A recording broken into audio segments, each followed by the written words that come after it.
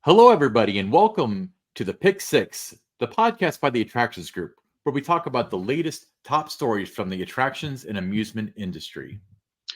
Now, before we delve into this week's Pick Six, let me remind our listeners where they can tune in to the Attractions Group podcast. You can catch us on your favorite podcast apps, like us on Facebook, follow us on X, and definitely subscribe to our YouTube channel. Ryan, let's get us started. Definitely subscribe to that YouTube channel. All right. So story number one, and this is going to be the story of the next decade, I imagine, but Six Flags has partnered with the Digital Alliance for a major digital upgrade featuring AI-driven innovations like Missy Six Concierge, a loyalty program, a revamped website, a metaverse gaming platform, an anti-drowning system, an updated app, and a digital wallet. So AI has finally invaded the theme park space. What took them so long? Well, I mean, that technology's out there, and it's just a question of time before it was going to be incorporated into our industry. This is all nice and everything, and I know you're a big tech guy, Ryan. But for me, it still comes down to, the best rides, the best shows, the best food. Those are the things that have always been the reason why people go to theme parks and why they keep going back is those experiences. And this is just one of those things that, maybe it enhances a little bit, but it's not going to be that reason why you go back a second, third, 20th time in one season to a park. Right. I mean, there's certainly benefits to this. And, it's something we could discuss ad nauseum, but it seems exciting. It seems like it's a good implementation of AI technology. And I look forward to seeing where this goes. All right, moving on. Yes, Universal Orlando Resort's new Dreamworks land, opening June 14th at Universal Studios Florida. It'll showcase a Dreamworks Imagination celebration show, a roller coaster ride, and a themed activities based on popular movies like Kung Fu Panda, Trolls, and Shrek. Additionally, the resort will debut the Sensational, a symphonic spectacular nighttime show at the park, and Hogwarts Always at Islands of Adventure, plus Universal Mega Movie Parade, and that's going to premiere on July 3rd. Yeah, super excited about the fountain show. I heard buzzings about that, shall we say, while I was down there last time, and the park completely understands that a nighttime fountain show is severely lacking for both the core season as well as Halloween Horror Nights. Apparently, this is a big one that they're going for. So yeah, they've got something at Universal Orlando, going on all the time, and it's a reason, to keep you coming back for more. So somebody like you with the annual pass, I mean, there's something almost every month or two that's worth checking out. Yeah, I agree. And both of I believe June 16th or so is when DreamWorks and the Fountain Show debut. And then the parade, I believe, is July 3rd. Yeah. So correct with the parade. Sounds like June 14th, I'm sorry, is when the other two debut. So yeah, you can almost catch two debuts at once, or if you wait a few more weeks, you can catch all three. But Universal stepped up their parade game, and their holiday parade was fantastic. Their Mardi Gras parade was amazing. So I'm excited about this. So really thrilled. All right, moving along. All right, Disneyland Resort in Anaheim, California launches its Pixar Fest event at Disney's California Adventure, running until August 4th. Boy, is that a long run.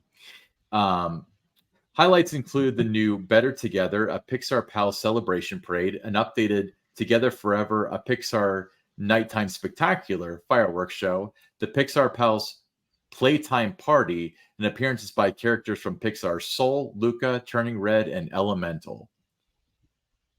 Cool. So a bunch of Disney Plus movies. Have you seen these? Did you ever watch this stuff? Because Soul I thought was fantastic. Yeah, I have. So yeah, I mean, when you're part of a family that loves Disney, you have no choice but to be integrated into all these different shows and characters and things like that.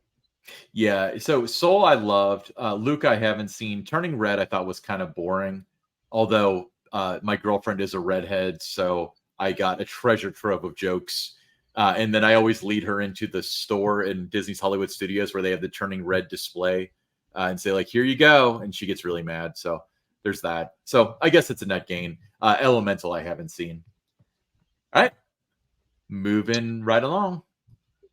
The reimagined Top Thrill 2 at America's Roller Coaster Cedar Point debuted to rave reviews across a series of events last week at the park, including Media Day and a charity event that raised $84,000 for Prayers from Maria. Here's what some of the first to experience the attraction had to say. I think the ride's great. I think all the improvements that they've done to it really take what they had that was already good and made it that much better. I think it was the best ride. It was reimagined in a way that I wouldn't have ever thought. I would find it more thrilling, and I do. I went on when I was really little with my dad, and now my dad's 70, and we're back, and he rode it with me, so this is my second time today on it, and it was over the top thrilling, really, really great. I like that it goes back once at least and shoots back again. Very, very happy with it. It's a great ride. I think Cedar Point and Zamperla outdid themselves. Phenomenal ride. Definitely. I have to agree 100%. My most anticipated element was the backward launch, going 101 miles per hour and up that spike, and it definitely exceeded my expectations. When you come down from the spike, going into it and launched at 120 miles per hour, it feels the same intensity as original Dragster. So it really is a phenomenal ride. I think it's a step up from the original Dragster. Absolutely. It's fantastic. The ride's pretty good. First launches is about what most people expect. It's a little slower, but it's still good. You go up to the top hat about halfway, wait for that to pass by. You go back. The reverse launch is just phenomenal. It's just great. A lot of weightlessness, a lot of aero time when you're coming up down the spike. Over the top hat is really intense. It kind of flings you out of your seat. Kind of on the way down, you can't really move. Great ride, really recommend, especially compared to the original. Totally. Well, there you have it. You know, we'll have to make it up to Sandusky here soon to check it out for ourselves. Yep, looking forward to it. So what's next? Next up, we've got Milwaukee County Zoo. So ground was recently broken for a new habitat at the Milwaukee County Zoo in Wisconsin as part of the Africa Adventure Project.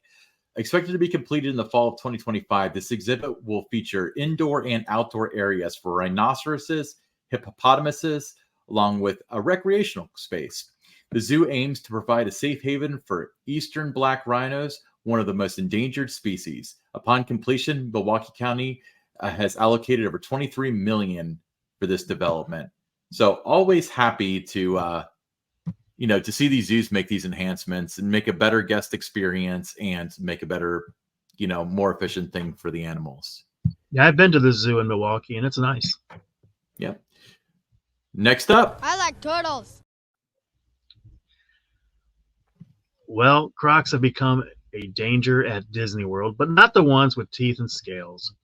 Walt Disney World has reportedly declared war on crocs, the ones you wear on your feet, following multiple incidents involving the foam slides jamming escalators.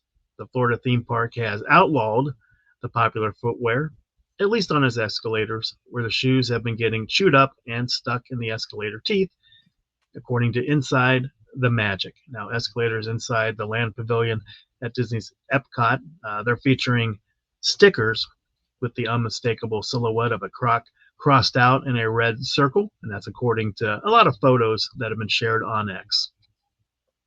Yeah, it's funny because Disney seems to. It definitely is attributed to the fact that they draw so many people, but I've never heard of another like your local Macy's on their escalator having a problem with Crocs. But I guess, if you have enough people going up and down that escalator, you're eventually going to have it where, all right, we've had 4 people almost lose toes because of Crocs this year. We got to do something about it. Yeah, I thought that was just kind of a fun, interesting little story to toss into our Pick 6 this week.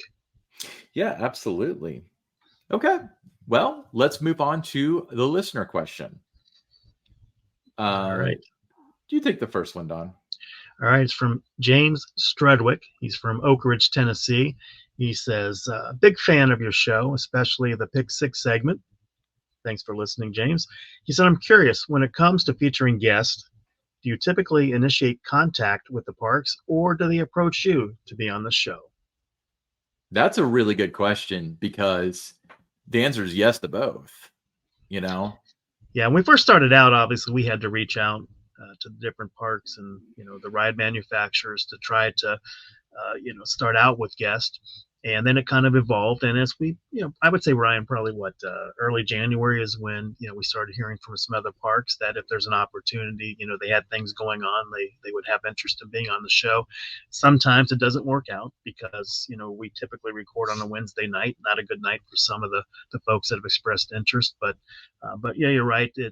Ryan, it does go both ways that, we're doing a lot of outreach and also it's nice to hear from others, whether they're working in the industry for a park or they're with a ride manufacturer that they want to be on. Yeah, I agree. And like you said, one of the big eye openers was IAPA last year. We didn't go to this most recent IAPA, but the one before that, just talking to different manufacturers, explaining who we are, and not just manufacturers, but you get the gist. It's IAPA, but just being like, hey, we have this podcast. We'd love to have you come on and tell your story. And people are like so flattered by that. But you're right. As of probably the beginning of this year, we got a lot more of this park reached out to us like, hey, we've got this thing coming. Do you think it'll be okay if we scheduled some time or whatever? Which is, that's what we're here for. So obviously, yeah. So that's always interesting. The cool part is between the two of us, we know enough people personally that like I'll text them. Let me text somebody from this manufacturer. Let me text somebody from this park. So that's kind of cool. But as you said, there are some guests that we've been trying to have on for 2 years now at this point, and we just can't make it work.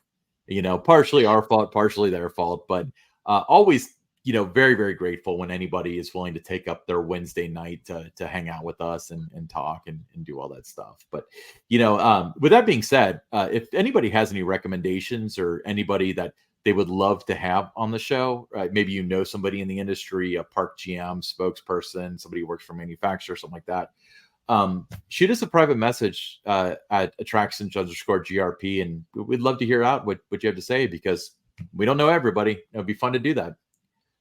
Cool. All right, what's next?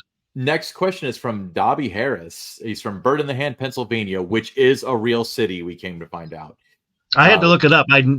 Ryan, I'd never heard of it, and I'd been through Pennsylvania just numerous times.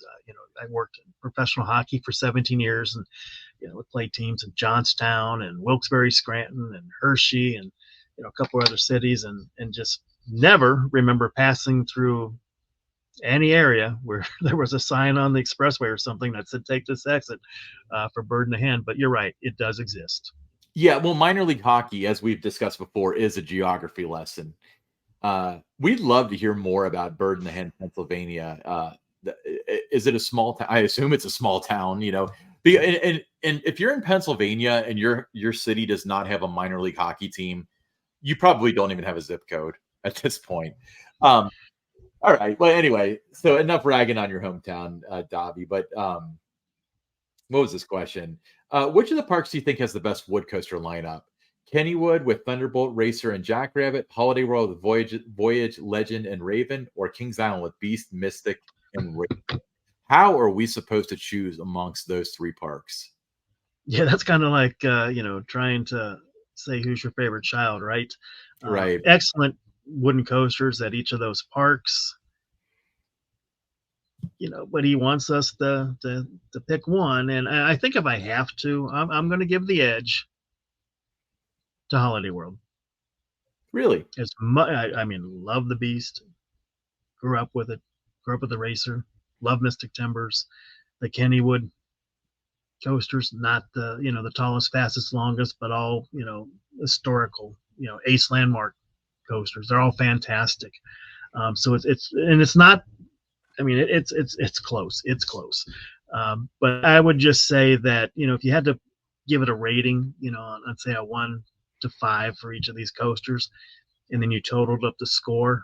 I think Holidays number, depending on how you rank them or whatever, number 3 would be better than the other parks number 3 in terms of the thrill element of the ride. So I'm going to lean toward Holiday World.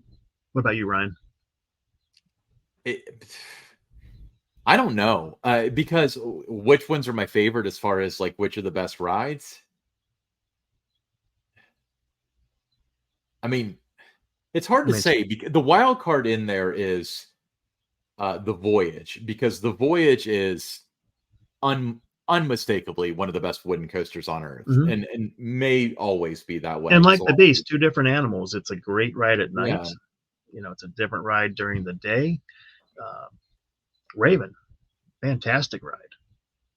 You know, right? So that kind of gets lost in the shuffle there at Holiday World. Every time I go to Holiday World, I can never decide which one of the 3 I like best.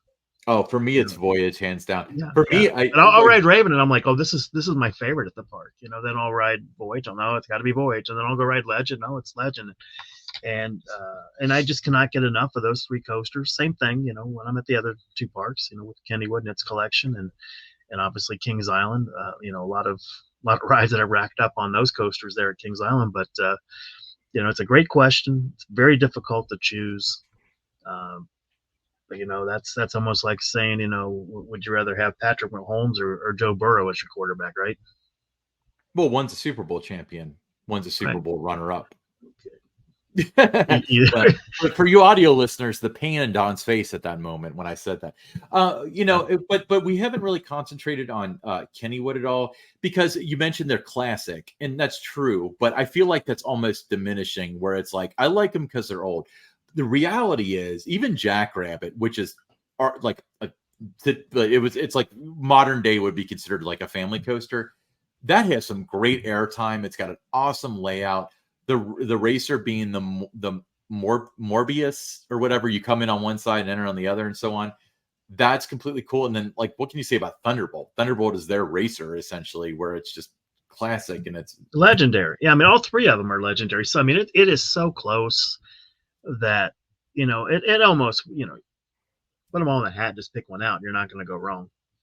Yeah, exactly. And then, you know, we didn't talk at all about the Kings Island stuff because we have a whole podcast about that. But the Beast goes without saying. The Racer goes Racer now. The Racer would be a negative 5 years ago, but nowadays it's like a brand new ride. Yeah, exactly. Yeah, it's a great job by the Gravity Group, you know, breathing new life into that. And Mystic Timbers, which opened in 2017, is one of the best wooden coasters that I've been on. I mean, it just, you know, if you take these coasters, so we got 9 of them here on this list. If I pick my top 12 of my favorite wooden roller coasters, these 9 are all on that list of my top 12. So it's yeah, I mean, it's, you know, like I said, it's so hard to choose.